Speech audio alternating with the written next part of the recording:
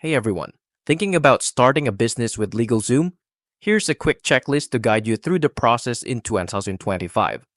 Pick your business structure. Choose what fits your goals.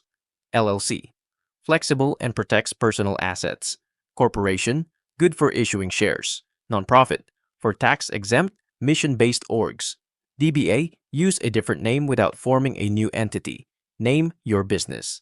Check name availability with LegalZoom to make sure it's unique in your state. Choose a registered agent. You'll need one for legal notices. LegalZoom offers this if you don't have one. File formation docs. LegalZoom files your paperwork with the state, saving you time and hassle. Get your EIN. Apply for your EIN through LegalZoom so you can pay taxes and open a bank account. Add essentials. Operating agreement or bylaws, business licenses. LegalZoom can help. Bank account setup. Stay compliant.